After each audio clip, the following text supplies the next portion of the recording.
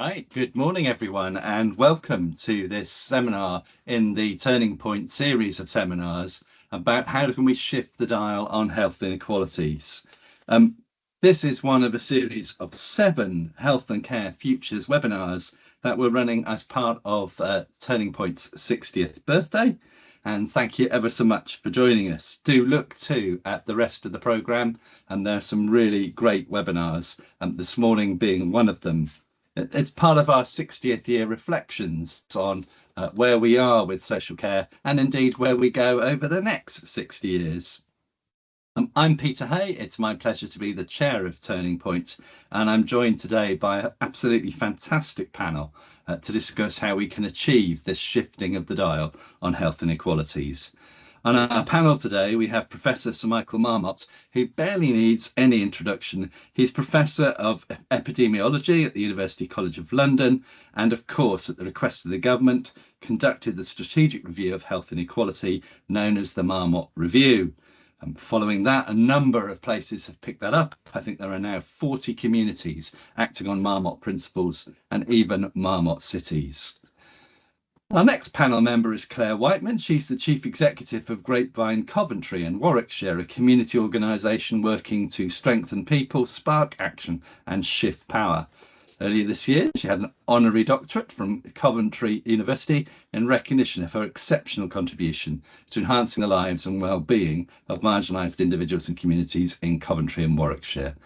Her work is part of being profiled of the new way of doing services and of reducing reliance. We're also joined by Amy Stephenson from Turning Point itself, and Amy works across Turning Point to deliver an approach which optimises health and wellbeing. She's based at the Earl's Court Health and Wellbeing Centre, which board a range of clinical and non-clinical community services under one roof. She's developed, implemented health trainer and NHS check services across London boroughs and continues to support the Total Wellbeing Luton service, which integrates the delivery of physical and emotional health care. It's a fantastic panel who've got plenty to say, so I'm going to hand straight over to them to kind of think about the topic of health inequalities and how we shift the dial. And we're going to start with Professor Michael Marmot. Michael. Hello, good morning. So let's start with where the dial is before we can say, can we shift it? Let me give you 2 figures from a reports we published earlier this year. The first is that people like me usually point to the poor health of the poor. I want to point to the good health of people living in the least deprived areas. If we classify people by where they live, classify where they live by an index of multiple deprivation, what we see, of course, is that the less the deprivation, the lower the mortality. The greater the deprivation, the higher the mortality. It's a gradient. And so we did a calculation I'd wanted to do for a long time. Instead of focusing on the most deprived, we focused on the least deprived. And we said, what if everybody had the low mortality of the least deprived? Let's assume that the higher the mortality with greater deprivation is reversible. It's not something permanent. Over the decade from 2010, if everybody had the low mortality of the least deprived in England, there would have been 1 million fewer deaths. 1 million fewer deaths. So we could say 1 million deaths linked to having a level of deprivation below the top 10%. Now, there was always a social gradient pre-2010, but that gradient got steeper after 2010. And we calculated that of that 1 million excess, 148,000 were greater than we would have seen in the previous decade. Arguably, 148,000 deaths in England were caused by austerity. Wow. 148,000 people died, potentially as a result of government policy. So if we want to talk about shifting the dial, that's where the dial is. Let me give you a second statistic. And it relates very much to what can happen at local areas. We plotted life expectancy of each local authority in England in 2010-12. And against that, we looked at the subsequent reduction in local government spending power over the next 10 years, up to 2019-20. And what you see is the shorter the life expectancy of a local authority in 2010-12, the steeper the reduction in local government spending over the next 10 years.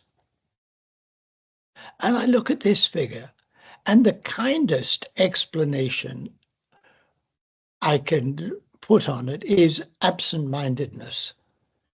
The government didn't know what they were doing. It just fell out. But I look at it and it looks pretty systematic. It doesn't look like carelessness. It's pretty systematic. The shorter the life expectancy, the steeper the subsequent reduction in local government spending power. And I look at this and think, in what moral universe could this be the right thing to do? The sicker the community, the more money you take away. Is that responsible for the fact that pre-pandemic, what we saw was that life expectancy had more or less stopped improving in the country as a whole, inequalities in health were increasing, and health for the poorest people was getting worse? That's where we were pre-pandemic. And then it all got exaggerated in the first 2 years of the pandemic. The inequalities increased, life expectancy went down, and poor people were more affected. That dial is going to take a lot of shifting because we're in a terribly bad state. I said I wanted to give you two statistics. I'm going to give you a third one. The one thing the government that was elected in 2010 was very clear about, and they met their commitments, was they wanted to reduce public spending. They wanted to roll back the state. And they did it. In 2009-10, public sector expenditure was 42% of GDP. Over the decade, by 2019, that 42% had become 35%, 7% of GDP taken off annual expenditure. At today's figures, GDP is about £2.7 trillion. 7% is about 180 billion.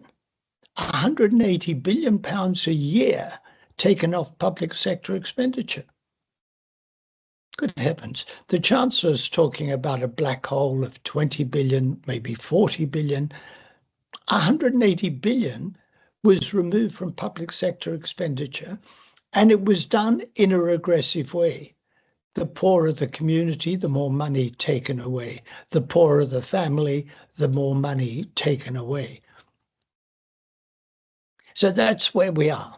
Now, in 2010, in my 10-year-on review in 2020 and in subsequent reports, we had 8 domains of recommendations, the Marmot 8. Give every child the best start in life, education and lifelong learning, employment and working conditions. Number 4, having enough money to have a healthy life. Number 5, healthy and sustainable places in which to live and work, including housing. And number 6, taking a social determinants approach to prevention. 3 weeks ago, we published a report on structural racism, ethnicity and health in London. Number 7 is tackle discrimination, racism, and their consequences. And number 8 is deal with the climate crisis and health equity together. Now, as I've just been laying out, what had been happening by central government was inimical to making these improvements. Things were going in the other direction. And when Coventry declared itself a Marmot city, that was really exciting. They said, we're going to take action locally. We'll take what was your 6, now your 8 recommendations, and we'll make that the basis of our work locally. And as you said in the introduction, there are now more than 40 Marmot places. It really has spread. And there's a negative and a positive reason for that. The negative reason is what I've just laid out. National government didn't care, or worse. The positive reason is local government is much more responsible to the conditions in which people are born, grow, live, work, and age, the social determinants of health. And the combination locally of being responsive to individuals and groups and communities, hearing their voices. Second, having charismatic leadership from city, local, regional government. And thirdly, involving all the relevant sectors, including the voluntary and community sector, is absolutely vital. And there's real commitment, real exciting commitment from these places. And of course, the next step is a careful examination of what works and how we can build on this experience. And the last thing I'll say by way of introduction is that, funded by Legal and General, we started in January 2023 a health equity network. We started with 6 people. I was always 200 behind. When I said we had 200 members in the network, we had 400. When I said we had 1,000, we had 1,200. 1,800, we had 2,000. 3,000. I announced proudly we were up to 5,000 members. Last time I looked, it was 5,200. With, if true to form, it's probably 200 more than that. But it means that we've tapped into a need. There's such enthusiasm for taking this kind of action locally that it is really, really encouraging. Thank you. Brilliant. Thank you, Sir Michael. That's, as ever, a really compelling introduction to the cost of health inequality and some of the potential solutions. It's now also time for you as an audience to begin to think about the kind of questions that you'd like to ask, because we'll have plenty of time for debate and questions. Do use the Q&A function, which you'll find on the top row, and place your question in there, because once our panelists have kind of introduced the subject, there'll be plenty of time to kind of chew over the themes and questions from you. And I think Michael's left it brilliantly for some of that kind of local action and what happens next. Claire's smiling, so hopefully this is working coherently. So straight over to Claire to pick up from here. Claire. I think what I'm about to say goes kind of hand in glove, really, with what Michael has just said. So for those of you who've never heard of us, Grapevine's work is about strengthening people, sparking community around them, and then trying to shift the power in their lives and the systems that are supposed to serve them. And we do that for 2 reasons. A lot of what an individual life needs to really make a lasting shift forward, things like love, hope, optimism, intimacy, can really only be found in community, in relationship with others. But also because what lives diminished by inequity need is a shift in power.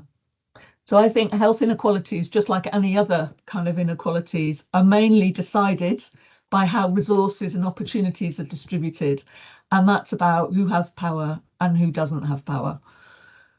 The first round of austerity in 2010 landed hard in Coventry. I was working in a neighbourhood there with 5 times the city rate of lone parent families with children under 18. And that data was known when the decision was made to close the children's centre, close the youth service, locate the replacement family hub somewhere else. Resources were taken away from those families with little or no protest, and certainly no organised response. And it should never be easy to take resources away from a community. So in order to create better, healthier places, what we do is work on the agency and capacity of people who live in the city, partly so they can form and lead their own solutions to local challenges, but also when they need to hold others to account. And without that work, I believe we won't shift the dial. But it's going to take, in my opinion, a really robust understanding of what community power is and what it really takes to build it or untap it. It's not as simple as there is community action happening in the wider determinant space, and the public sector just needs to get better connected to it. I'm going to tell you a couple of short stories to show you what I mean. So Dorothy is a Cameroonian refugee who set up an exercise class in Willenhall. Willenhall is a Coventry area with really stubborn health inequalities. It's got a lot of community assets, but enduring health inequalities. Dorothy knows about war. She knows about our depressing immigration process. She knows about being moved with a new baby into an empty building in a place where she knew no one. There were health struggles for Dorothy as an older mother, followed by mental health struggles for her daughter, which was brought on by school bullies. And all of that kind of engulfed her whole household. And then came the pandemic. But the pandemic, ironically, was what helped them get better. It was the reason for Dorothy and her family to get outside and walk together. And she told us that it kind of united her family again, it revitalized their emotional health, and it uplifted them. And so now, in spite of many deep challenges, Dorothy now leads an exercise group of 50 mainly migrant women. And when we asked her what was important about what she was doing in her community, what she said to us was, one of our members has been facing deportation after finishing her studies. Another one is facing eviction from her home and she's got children. Others are here from Ukraine. Who cares what the scales say when you have such weight on your shoulders? We are taking the weight off people's bodies, but off their shoulders too. Willenhall is a place with lots of people carrying both kinds of weight. No one else, she said, is dealing with these issues in the way that she and her group were. But there was no hey presto to that story. We only found Dorothy with all her rich kind of vision and leadership potential because our community organiser immersed himself in her neighbourhood and started attending the same church services as her, because he talked to her many times in order to uncover what she'd like to change, because he walked with her on that journey of change, coaching, planning, refusing to give up, attending the class himself when no one else did. And only now, 2 years on, might she and her team be powerful enough in their vision and their agenda for change to stand a chance of partnering with, say, the NHS or the local council in anything like an equal and influential way. Another quick story. Dorothy is part of what's called the Willenhall Coalition. And the coalition team is made up of people living and caring for living there and caring for that neighbourhood. And they've identified priorities that they want to tackle. And the first one is focusing on a very unused park. Like a lot of inner city parks, it's become a place that's kind of dangerous after dark for many families or adults. It's not a place that gets used. They thought by focusing on that unused park, they could help people improve their health, socialise a bit, and support local children and their families. Their campaign is well underway, and its first goal is improving the existing play area. You have the rusty chains of old swings, but nothing to sit on, they don't function as swings. And the team has applied for their first batch of funding. And some of their developing ideas are things like better provision for preschool children, maybe an outdoor gym, maybe a multi-purpose court. That coalition, which has started to work on the park as its first priority, started out as a very stormy public meeting. There were a lot of carefully handled meetings after that, door knocking on hundreds of doors, surveys, hundreds of one-to-one conversations with people interested in making change to draw out their passions, their strengths and motivations. And then following that, lots of individual coaching, regular house meetings, and thrown in along the way, there were still setbacks, a bit of conflict that called for skill and resilience. And most importantly, I think, a belief in people and that behind every door lay some wisdom and some insight.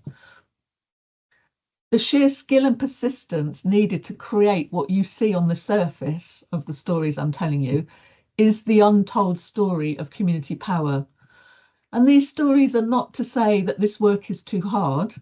They're to say, look at the beautiful, staggering agency and leadership that is there potentially, even amongst people and neighbourhoods experiencing the toughest of times. They're to say, uncovering and growing community power requires method, infrastructure, as well as committed and long-term investment if you really want dials to move. There's a lot of talk now, politically and otherwise, that to create the conditions for everyone to thrive, we need a new way of governing, one that combines the power of Westminster with the power of communities. But that's an agenda, I would say, that would be well served by a robust understanding of what community power is, how it can be developed, what it needs, what value it can create, as well as what might limit it. Thank you. Brilliant. Thank you, Claire. That was a really exciting introduction to some of that shifting power at a community level. Amy, over to you. And remember, everyone watching, that this is also your chance to kind of add into the question and answer feature. Jay's already started, so follow the link there and get your questions, because we've a panel that I'm sure will really race through themes and issues that you want to raise. Anyway, over to Amy. Thanks, Peter.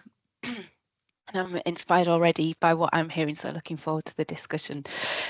So yeah, I'm Amy Stephenson. I'm Head of Health and Wellbeing at Turning Point, and I want to kind of go somewhere in between, thinking about the big picture and that grassroots hard work that Claire's just been describing, by talking a bit about what Turning Point do to turn the dial on health inequalities. So we are celebrating our 60th year, as you know, and what we started doing those 60 years ago, we still argue that health inequalities is at the heart of what we have always done, in that we are supporting people in improving their health outcomes and their life chances. We always have done. However, over the last few years, we've really been grappling with what more can we do beyond what we do across our contracts. And for those of you that don't know what we do, Turning Point primarily support people across the country with drug and alcohol issues, mental health issues, and we support people with learning disabilities. So yeah, so some of the themes of the people across our services that people experience will be and is poverty, stigma, social exclusion.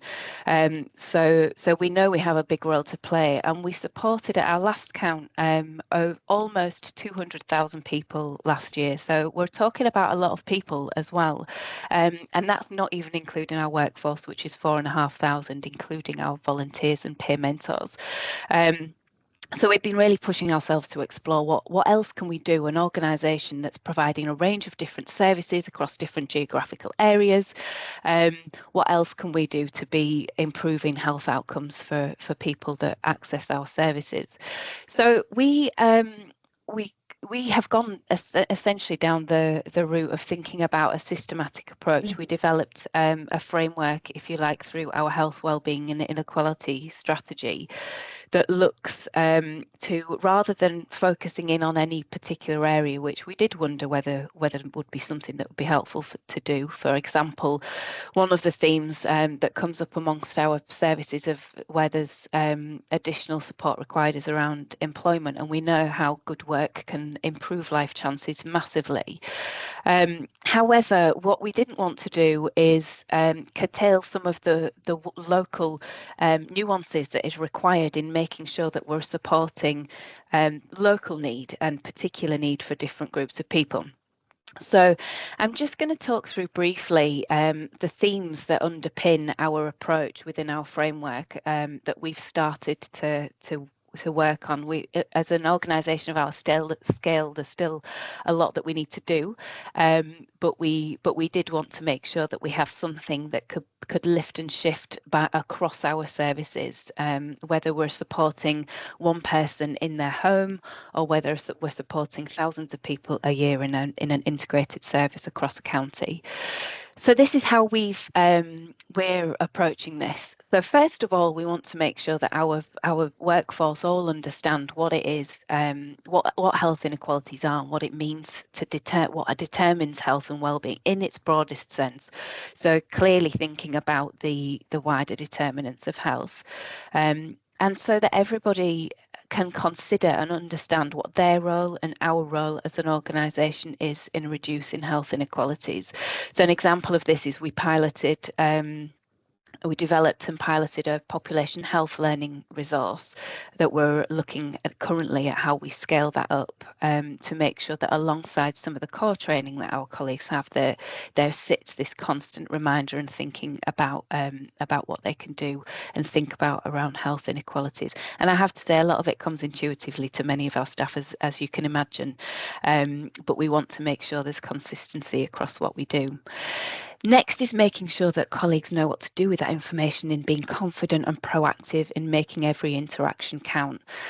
We have thousands of opportunities every day to think and explore with people what it is that is important for them, what's going on with them, what's impacting on their quality of life, and to be able to start to have the conversations that can lead to either support from us or support from other organisations. So we do that through systematic interactions, our care planning. We've reviewed a number of our support plans recently to make sure that we're asking the questions about the different things that are going on in people's lives, and we know what to do with it when we get the information. And of course, we have lots of opportunistic interactions every day as well that we can explore with people. And the next theme in our strategic approaches is to understand what people want and need. So through those conversations, we get that, but we also look at and engage with our local partners and local people to understand what's going on in the communities, what's making a difference, and how can we work collaboratively to support those wider needs. We know we can't tackle all of the wider determinants of health for every person we support on our own. We would never try. So that connection with local people, with local organisations, statutory or community, is essential for us to do that. And then finally, it's continuing to develop our organisational and local insight to understand and be able to demonstrate the equity of access to our services, and to understand the outcomes that people have, and to understand the difference that we're making, to keep checking ourselves with that. And I mentioned that we haven't gone down the route of national priorities, but through understanding local need and understanding our data, we very much want to make sure that we're understanding what local priorities are. And that's where, for us, we've used the Marmot 8 recommendations to frame where we could focus, knowing that that's where the evidence is to tell us what is going to make some of those biggest changes to people's lives in the long term. So we have a way to go. There are lots of competing demands in health and care services, as you'll all know, and many people who come to us already have a number of big challenges that are going on. But yeah, that's where we are in our approach to thinking about shifting that dial. Brilliant. Thank you, Amy, for that really clear explanation of what Turning Point's up to. Fantastic. We've got some questions rolling in and we're going to get the debate started. I wondered if we started with the elephant in the room, which we'll start with at the big level around perhaps the forthcoming budget, but then perhaps particularly for Amy and Claire, pick up what that looks like in organisations. There's a question about kind of the use of KPIs and organisational priorities in it. But Michael, I was going to start with, there is the elephant in the room about we are about to have a forthcoming budget, which we're already told doesn't signal the end to austerity. What are your kind of hopes, fears about what this means for evidence-informed policy making, given you started with austerity was at best absent-minded? Yeah, I've got three approaches to the budget. The first is that despite all the rhetoric we've heard about, we've got the highest tax levels we've ever had for 70 years and all of that garbage, we are a low tax country. Before the recent increases, the total tax take in the UK was about 34% of GDP. In France, Finland's 50%, France is 48%. The EU 14 is 40%. We're a low tax country. And the cliche has been, we want European type services with United States type taxes, and it doesn't work. So we are a low tax country, and the new government has boxed themselves in. They said most of the ready sources of taxation we won't tap. So they boxed themselves in for understandable reasons during they wanted to win the election, but it's going to be difficult. So taxes do need to go up. No question that taxes need to go up. But there's limited scope. The Chancellor talks about the £20 billion black hole. IFS has talked about 40 billion. You noted that I said we've reduced public expenditure by around 180 billion a year. So we've got a long way to go to make up for where we were.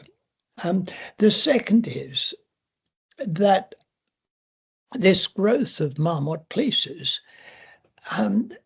the central government's support to local government over the decade from 2010 went down by 59%. So it's not as if local government says, oh, we're awash with money, we can do whatever we like because the good times are here at last. They didn't say that. They said, despite these brutal cuts to local government funding, we're not going to sit on our hands and say, we'll wait for the decade out and we'll start doing good stuff 10 years from now. They're saying, we're going to work right now. We'll do the best we can. What we heard from Clare, and I think I might have missed one or two of sort of love, relationships, hope, probably add dignity. We're going to work to give people meaningful lives. We're going to do the best we can with the budget we have. So having begun by saying there needs to be more money in public expenditure, there's a great deal that can be done with the existing settlement, because that's what's been happening around the country. It would be helpful to have more money, but it doesn't necessarily, we don't have to start from the position that we can do nothing until we've got more money, because there's a great deal going on. The third, and it relates to what the music that I heard in Clare's introduction, and it was music. The third is I don't want to see just, well, this is how much money we'll spend on this and how much money we won't spend on that. This is our vision for a country where everybody can lead flourishing lives. We want to create the conditions for everybody to lead a flourishing life. If we do that, we will have created the conditions for greater equity of health and well-being. So a vision for what it's going to mean in people's lives. It doesn't mean the government has to do everything. Grapevine, Turning Point can do a great deal. But I'd like that vision for where we're heading. Brilliant. Thank you, Michael. And I think you've levered in very nicely to what can organisations do. Andrew's put up a question about how do we create the space to do the right things, to not justify funding to set the wrong KPIs, those kind of things. Claire, Amy, some reflections on how organisations pick up Michael's second point, which was organisations doing the right thing. Well, I mean, as charities, we're free, aren't we? I feel to set our mission, to set our vision, and to be bold and ambitious. I mean, we never have very much money. We're always starting from a philosophical position, which is that some of the critical things people need are things that services cannot give them. And then the next question becomes, well, what is the role of services then in perhaps creating the conditions where they can have those things? And that's how we've approached using the limited resources we've got. In terms of, yes, KPIs. So we get very little money actually from the public sector. But even so, the money that we do, the money that's coming from lots of charitable trusts and foundations, yes, there is a negotiation to be had. And conversations to be had to help them understand the vision and mission, and to not apply KPIs that suggest we've got, the ability to be some kind of magic bullet that will solve this issue for them. The question was about how do you create the space for that? We try to create the space for that by pushing back, by negotiating, by helping others understand the value of what we're doing, by inviting them in to see it, to making clear why straightforward kind of throughput. There's a kind of obsession with throughput, work with people for 3 months so that they can get a flourishing life, which everybody surely knows is craziness. So that's what we try to do, and generally we can succeed. And there is, I'll stop talking in a minute so Amy can have a chance, but there is a movement led by people like Toby Lowe to look at how do we talk about contribution, not attribution? How do we talk about the importance of being accountable for our learning, not just getting results? Amy? Yeah, so leading on from the KPI bit, and I'll come back to the organisation. I think it's hard, isn't it? Thinking about the scale of what we're talking about, and being able to measure what it is, and the impact that it's having is so hard. We're talking about the impact that we might not see for decades. So I think the KPI question is really tricky, and we've thought about it. I've managed a number of integrated services that bring services together under one roof, and we've always grappled with how do we measure some of this around how we're bringing our services together and the difference that makes. It is really hard, and I think Claire, you shared a story. I think we can't underestimate, aside from grappling with KPIs and data, the stories and the voices of people that we're supporting every day to help us understand that ourselves and demonstrate that. And I think just coming back to what kind of comes to my mind when I think about what services can do, and it's to that point Michael made it, in that we already have limited resources and we work with what we've got. I think one thing that we notice that is a challenge for us, and when we're working with other organisations, is what we can always continue to be doing around to increase access for many of the people we support. I mentioned stigma. I think there are barriers that exist to some of the existing services that are there for some of the things that people bring with them when they're trying to access services, and some of the specific needs that they have that doesn't necessarily require additional money. It's just that continued thinking around how do we make sure that our services are inclusive for people with different barriers that exist to access them. So I'd just talk.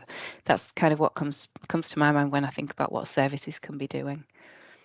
Brilliant, thank you. Sarwar's put an important question into the chat function, that the pandemic exposed disproportionate impact upon people from ethnic minority backgrounds. Has anything changed, Sarwar? Has anything been done to specifically address this? Claire's eyebrows shoot through her head. Good question. I'd also like to know the answer. Yeah. Well, So, as I mentioned, we were commissioned by the Greater London Authority to do a report on structural racism. We reviewed all the evidence we could get hold of on social determinants of health. We said that racism affects health in at least three ways. The first is the direct experience of racism. If you experience that, it's particularly a psychosocial challenge. People who have experienced racism have worse mental and physical health. I mean, there's a clear relation. The second is access to the social determinants of health. If people from particular ethnic groups are disadvantaged with respect to my 8 domains of recommendations, that will damage their health. And the third is in access to services or treatment by health and medical and social services. There was clearly elements of that during the pandemic, but in non-pandemic times, we see it, the evidence that we brought together, particularly in maternity care, in mental health services, very much related to Turning Point's core mission, and in other services. In education, the criminal justice, there's clear evidence of differential treatment depending on your ethnic group. And all three of those are important.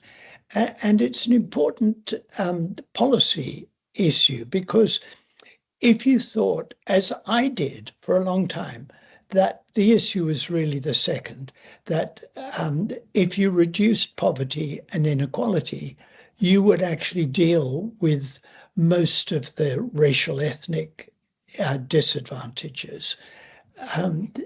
You deal with some of it, but not all of it. You wouldn't deal with the direct experience of racism and the differential delivery of services.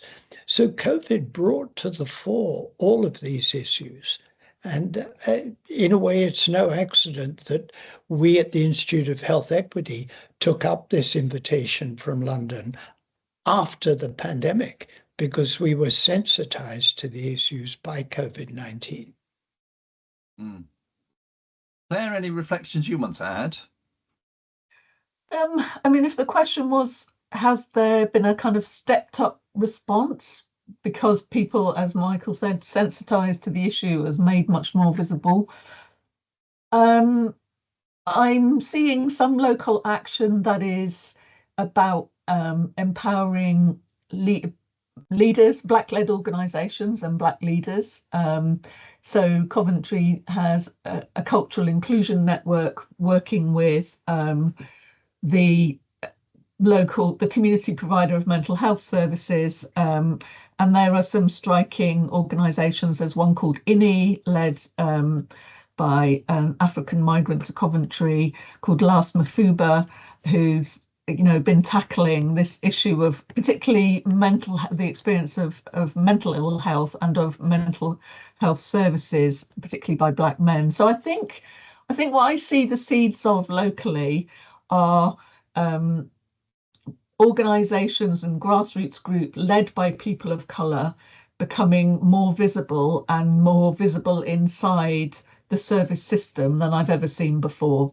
But that's, to be honest, I mean, I don't have a sightline on everything, obviously, across Coventry, but that's what I see. And Claire, while you're in full flow, there's a question about what difference has some of the structural change to the way things are done, regional mayors being the example, made, and how do we see the kind of emphasis on local devolution? You touched on that, I think, in what you said, but do you want to sort of say, we've got a great question from Mike Smith saying, what difference is local devolution with spending power attached doing to empowering communities?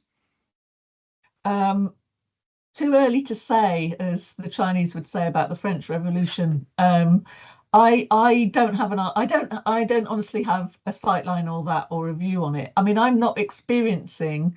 We're part of the West Midlands Combined Authority, and as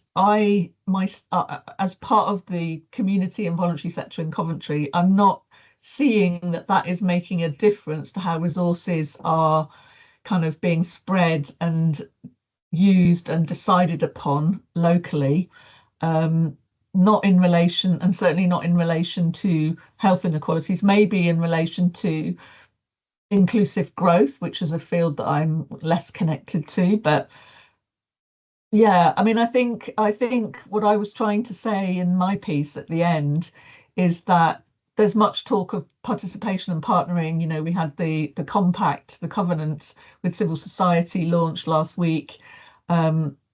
But we need to think carefully about what is that really, if it's going to be different to what we've kind of basically already got in terms of partnership arrangements. And there needs to be more attention paid to building up the power. You know, an organised base of residents is going to be that has a vision and an agenda for its area, is going to be able to participate meaningfully. But I don't hear much talk of how we get there, or there's an assumption that it's kind of there and we need to connect to it, and I don't think that's right. So that's what I would be bringing. You know, if I start to see more evidence of that local devolution, that's what I will be shouting about locally. Thank you. Amy or Michael, anything you want to add? I guess I'd just I think a lot of what Claire said has resonated for me in terms of the jury's still out in terms of the impact and the difference it's making. We've got a number of services, for example, across Greater Manchester, and we are challenging ourselves and being challenged to think slightly differently and more broadly than we have with some of our service delivery across greater area, and for people with different needs. So bringing that kind of service delivery together, but the impact that's having, I'm not so sure yet either for us. Well, I could answer. I'm a bit promiscuous, I have to say. I'll go with anyone. I don't know what's coming next now, Mike. Well, so take Greater Manchester. I'm on a panel with the Mayor, Andy Burnham, tomorrow evening. So we're very happy to work with the Metro Mayor, but we're also working with the City of Manchester, which is one of 10 local authorities within Greater Manchester. So building on the report we did for Greater Manchester, for the region, the City of Manchester picked it up and produced their own report, Manchester, a Fairer City. And that's now their basis for work for the next 5 years. And we're happily working with them. So for the North East Combined Authority, we're working with Northumberland, which is within the North East Combined Authority. We've done work with Gateshead. It looks like we'll work with Newcastle, and we're working with the North East Combined Authority. We've done a report for them on the inclusive economy, social determinants of health. So when I said I was promiscuous, I'm happy to work nationally, regionally, or more locally, and they have different functions. So, for example, Andy Burnham is delighted with the fact that Manchester, Greater Manchester, now like London, can control its transport system. Now, you might say that's a few steps removed from health and well-being, but not that many steps removed. It's an important function. So getting right what has to happen at the different levels is an ongoing debate.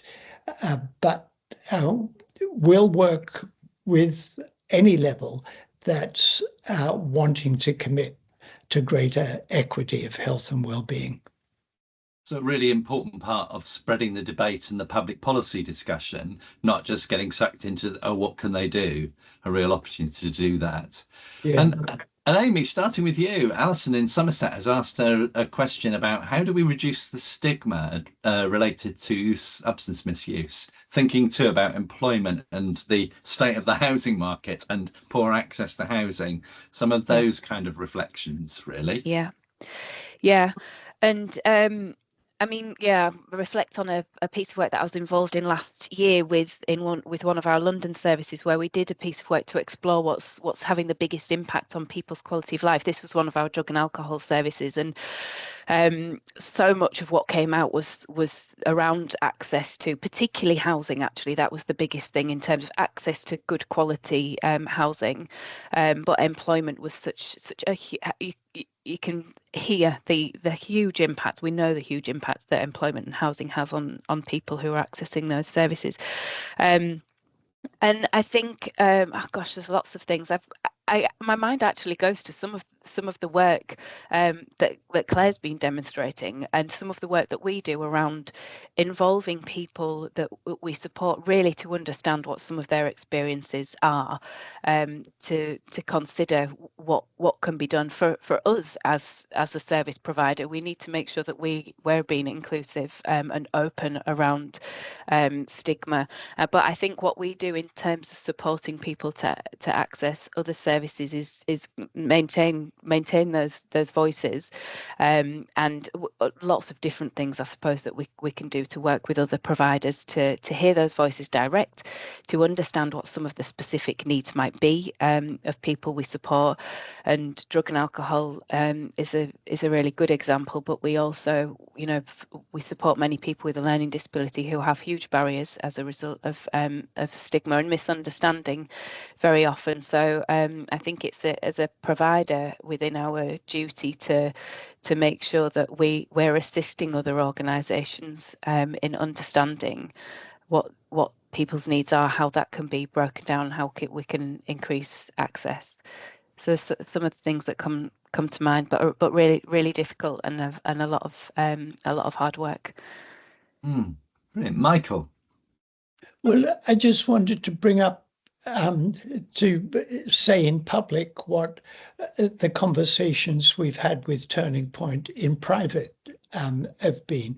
So take mental health first. We know that the lifetime onset of mental ill health, half begin by age 14. So improve conditions in early childhood, you'll reduce the onset of mental health. And we know what those conditions are. It's part of what I'm going to talk about tomorrow evening in Manchester, adverse childhood experiences. And they follow the social gradient. The greater the deprivation, the greater the frequency of all the different adverse childhood experiences: parental separation, parental mental illness, physical abuse, psychological abuse, sexual abuse, incarceration of a parent, and the like. Deal with those determinants of adverse childhood experiences, and you'll be dealing with preventing mental ill health. You'll also be dealing with prevention of incarceration. Take alcohol. The data that we look at, in general, the richer you are, the more alcohol you consume. Apologies to present company, I don't want, but it's not the case that poor people drink more than rich people. It's the opposite. But if you look at alcohol-associated harm, hospitalizations for alcohol-related causes, mortality, goes the other way. The poorer you are, the greater the frequency of alcohol-associated harm. So it's not only controlling alcohol, it's controlling alcohol-associated harm that's the issue. And that may be related to pattern of drinking, but it may be related to the other things that put you at risk of alcohol-related harm. So you can't deal with it only by giving people access to alcohol services, but you've got to think about the causes of alcohol-associated harm. Drugs, I don't know the figures so well in the UK, but the US figures, there are 100,000 deaths a year from drug overdoses. And the figures are very clear. The poorer the community in general, the higher the drug mortality. In fact, voting for Trump is a good predictor of dying from opioid poisonings. And you know, if you don't die from the opioids, you get Trump, who might kill the rest of us. So I don't know the figures so well in the UK, but it's a clear example that if you want to deal with the problem of drug-associated health problems, yes, you need good treatment services, but you also need to be thinking about the causes and the causes of the causes. Brilliant. Thank you, Claire. This is actually, I wondered whether we might have time to touch on the question in the Q&A about climate change, because that's very interesting. So I've been part of the Climate Change Board in Coventry. It's an independent board developing recommendations for for the city council, but actually, of course, this issue is a city. It's about everyone who lives and works in the city or runs businesses in the city. So we've developed recommendations around a fairer transition to a green economy and how you might kind of try and mitigate inequality. So take opportunities that the transition provides to actually reduce inequality, and certainly try and avoid inadvertently exacerbating inequality. And we've published, so we commissioned some research to say, what are other cities, what's happening at a city level in the sense of a fair transition, ensuring a fair transition? The answer to that is not a lot, but what there is published, and it's on the City Council's website under the section that's about climate change. But the very short answer to the person who asked that question is look to Scotland, because in Scotland, what they call a just transition or a fair transition is a statutory obligation on the Scottish government. And so they have resource to use to actually implement actions that are specifically about ensuring that the transition to a new kind of economy is a fair one and doesn't repeat the mistakes of transitions like those of the 1980s. So I would look to Scotland for the detail of what action might look like. Brilliant. So reference to the Coventry website and to following it up in Scotland. And Rajwinder, Michael, has asked if the data you referred to about the work you've done with local authority spending over the last decade, that's all on your website too, isn't it? That's all on our website. I just want to say one thing, because I know we're about to stop. I've rarely been on a panel where I've enjoyed the contributions from my fellow panelists quite so much. So I want to thank Clare and Amy, particularly, not leaving you out, Peter, but I want to thank Clare and Amy particularly for how much I've learned from them this morning. Brilliant. And we could go on probably all morning, and people aren't dialing off the call either. But I'm going to give you one sentence, really, one wish. There's a question about the National Health Service Review that started yesterday, the National Care Service Review that might start at some point. What one wish would you have to shift the dial on health inequality? Well, my wish is that alongside fixing the NHS, we put equity of health and well-being at the heart of all policies at every level of the government. Brilliant. I'll go next. I'm going to speak for for provider organisations like us, which is kind of why I'm on this panel. And a very similar thing came to my mind, regardless of what service we're providing, if we're community or statutory, is around having, I think if we can all maintain that lens of good health and wellbeing across the decisions that we're making, day-to-day decisions, as well as some of the bigger organisational decisions, that can help shift our thinking and the action that comes with it. Fantastic. And Claire. This is such a challenge. I mean, I'm gonna have to say that I would really like to be locally anyway, when we talk about this, I'd really like us to all have a similar understanding of what power, equity and inequity really are. Yeah, so to be much more power aware, perhaps, if in a sentence. Brilliant. Thank you to our fantastic panel, and thank you to us for joining us. I've got 3 really high-level takeaways, but it's hard to condense anything to that. Something about taking our own responsibility and shifting the dial, whether that's as organisations or individuals, or as councils or as local areas, as Michael introduced. There's something about our own responsibility. There's something about in what moral universe is the current outcomes for people acceptable and the current inequity acceptable, and something about our shared humanity and kind of reconnecting to that important purpose of kind of those moral issues. And there was that beautiful quote from Dorothy around taking the weight. And I think that kind of really sums up the ambition around shifting power, but also the hard work that needs to go into that. Thank you ever so much for joining us. There'll be a recording of this on the website. There are some more webinars as part of our 60th birthday, shameless plug. But thank you ever so much. And thank you again to a fantastic panel for a really enriching debate. Thank you ever so much, everybody, and go and enjoy your day and do something to shift the dial. Thank you. Thank you. Thank you. Been great.